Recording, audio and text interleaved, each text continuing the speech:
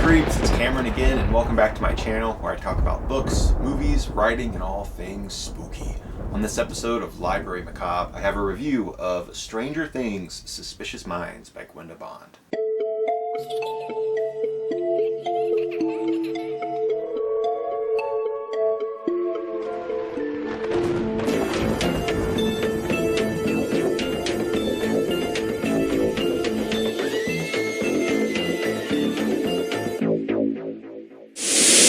Stranger Things is a little television show produced by a little company called Netflix. You may have heard of it before. The series aired in 2016 and became an instant hit, spawning an endless valley of merchandise. It is to the point now that you could theme your entire home with Stranger Things merch if you really wanted to. But now you can add Stranger Things to your library with Stranger Things Suspicious Minds. This is a prequel to the Stranger Things show and focuses on Terry, who you may remember is Eleven's mother from the show. This book takes place in the late 60s to the early 70s, and it begins with Terry participating in a study at Hawkins National Laboratory. Terry and her fellow test subjects believe that this study is simply for some extra college credit or for some extra cash.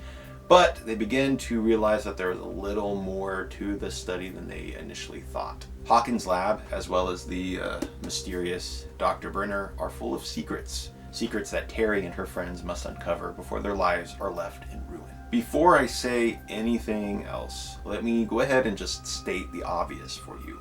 Do not read this book unless you have seen the TV show and unless you are already a fan of the TV show. I don't feel like I should even have to say that, but I was scrolling through Goodreads and I read a review from this lady who said that she had never seen the TV show, she did not understand its appeal, but she went ahead and picked up this book just to see what all the hype was about. If you have never watched the TV show and you are at all curious to give it a try, go watch the frickin' show. Don't start with a prequel novel that is meant to cash in off the success of the TV show.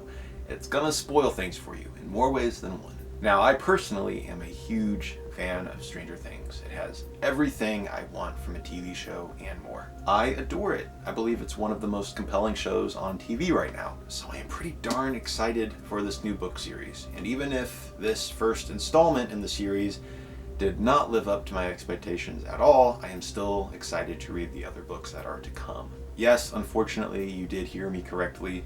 Stranger Things Suspicious Minds was not the book that I was hoping it would be. And that is simply because it's just really bland. The story just doesn't really go anywhere. It starts at point A and it goes to point B, and that's really about it. One of the driving forces of Stranger Things is its characters and the realistic way that they interact with each other. And this book it doesn't have that. The author, Gwenda Bond, definitely tries. There were a lot of moments I saw where she was trying to build up the characters and to build up their relationships and add a bunch of heart to the story and make them feel as close as the characters in the TV show do. But I just don't think she had much to work with. I don't really know what the case was with this book, if there was an outline that was written and that she came along and just wrote the book. I know that is sometimes the case with these TV show tie-in books. I do know that it is a paid job, which is great for the author, but unfortunately when you take a job like that, you are under the mercy of the publisher or the overall creator of the series. So I don't really blame her. Her writing was really fine. It's mostly just the story that just doesn't really go anywhere or add anything new to the series. So unfortunately, the plot and the characters of this book are not very interesting. I was also very disappointed by the underuse of Dr. Brenner.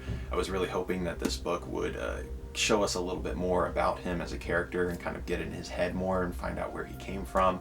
Unfortunately, he doesn't have much time to shine in the book or the TV show, so that was disappointing. Another really weird issue I had with Suspicious Minds is the LSD testing that Hawkins' lab is doing on its test subjects. Every week, Terry and her friends go to Hawkins' lab and they are pumped full of acid in order to try and unlock any hidden gifts that they might have. But do any of the subjects encounter a single health complication due to the drug?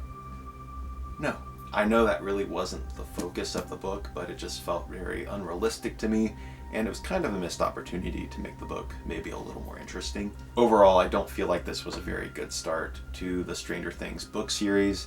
However, there is the second book, which was just released. It is written by another author, and it focuses on Hopper and 11 in between seasons 1 and 2. I have a lot of questions about that little time period that's kind of glossed over in the TV show, so I'm hoping that one delivers. I will be requesting that book and I will let you know what I think.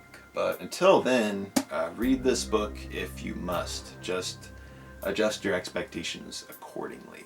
So, anyway, that is my review of Stranger Things Suspicious Minds. I really hope you guys enjoyed this video. Of course, I will post links down below in the graveyard where you can order yourself a copy if you really want to. Until next time, later creeps.